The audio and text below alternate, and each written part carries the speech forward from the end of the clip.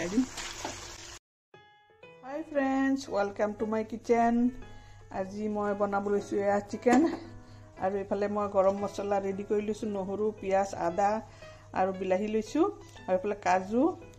গৰম মছলা খিনি লৈছো এলাচি লং দালচেনি জালুক এফালে গুটিখিনি লৈছো তেজপাত লৈছো গতিকে আগতে মই মছলাখিনি গ্ৰাইন্ড কৰি লওঁ তাৰ পিছত বনাম বাটাৰ চিকেন গতিকে আহি আছো জ্বলাই দিলো এয়া পেষ্ট কৰি ললো গৰম মছলা পিয়াজ নহৰু আদা সব গুটিখিনি পেষ্ট বনাই ললো দি দিও তেল জলক স্পাইসি খাবলে মন গল দি দিও তেজপাত অকমান পিয়াজ আগতে ভাজি লওঁ অকমান ৰঙচুৱা হওক নিমখ অলপ দি দিলো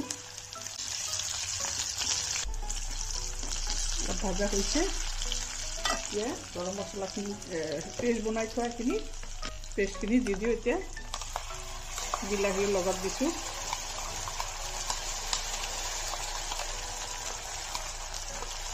এনে নৰ্মেলি মই চিকেনটো ভাজি লওঁ আজি ভাজি নভজাকে আগতে মছলাখিনি ভালকে ভাজি লম তাৰপিছত মছলাৰ লগত অকমান সময় ভাজি লওঁ কেঁচা গোন্ধটো গুচি যাব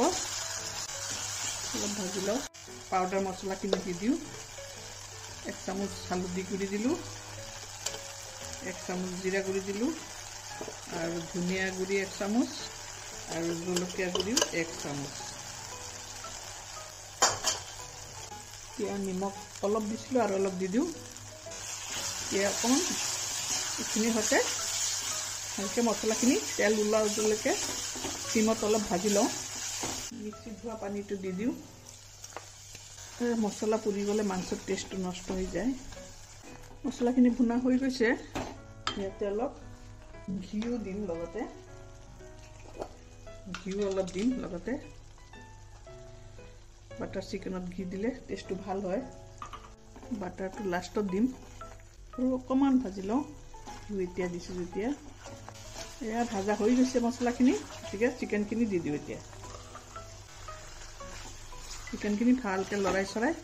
মিলাই দিওঁ মছলাৰ লগত ধুনীয়াকৈ মিলাই দি আছোঁ মই এনেও কেতিয়াবা চিকেনটো আগতো ভাজিও লওঁ আজি ভাজি লোৱা নাই বিনা ভাজাও এনেকৈও ভাল লাগে খাই বাটাৰ চিকেন টেষ্টি হয় চব থাকে ভালকৈ মিলি গ'ল এতিয়া অলপ সময় এনেকৈ চিমত হ'বলৈ দিম অলপ সময় ঢাকি দিওঁ চিমত হৈ থাকক গুচাই চাওঁ 5 মিনিটমান হ'ল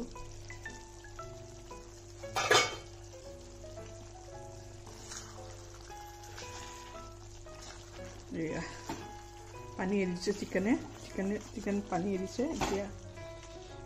অলপ লৰাই চৰাই দিওঁ চিমত দি থৈছিলোঁ ব্ৰইলাৰ চিকেনটো বেছি সময় নালাগে এতিয়া অকণমান ক্ৰীম দি দিম ইয়াতে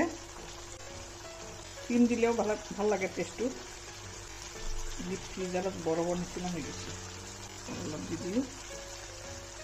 অলপ লৰাই দিওঁ ক্ৰীম দিলেও ধুনীয়া টেষ্ট হয় ডিপ ফ্ৰিজত থকাৰ কাৰণে একদম বৰফৰ টুকুৰা নিচিনা হৈ গৈছে এতিয়া ওপেনে এনেকৈ চিমত হ'বলৈ দিম চিমত হৈ থাকক 5 মিনিট সময় এনেকৈ উতলিব দিছোঁ অলপ লৰাই দিওঁ এতিয়া অলপ লাগি ধৰিব পাৰে অলপ লৰাই চৰাই থাকিব লাগিব পুৰি ধৰিব পাৰে ষ্টিলৰ কেৰাহী ঝোলতে মানে ঝোল দিবৰ দৰকাৰ নাই এইখিনি মছলাতে লাহে লাহে চিমত হ'ব একদম চিমত দি দিছোঁ আৰু অলপ সময় হৈ থাকক ধুনীয়া স্মেল ওলাইছে আৰু অলপ হৈ থাকক ধুনীয়া কালাৰ আহি আছে এতিয়া দেখিছেনে ধুনীয়া স্মেল আৰু দুটা ইনগ্ৰিডিয়েণ্ট দিবলৈ আছে বাকী এইটো তেলটো ওপৰত আহি আছে লাহে লাহে চিমত ভাজিলে ধুনীয়াকৈ হৈ যায় কচুৰি মেথি অলপ দি দিম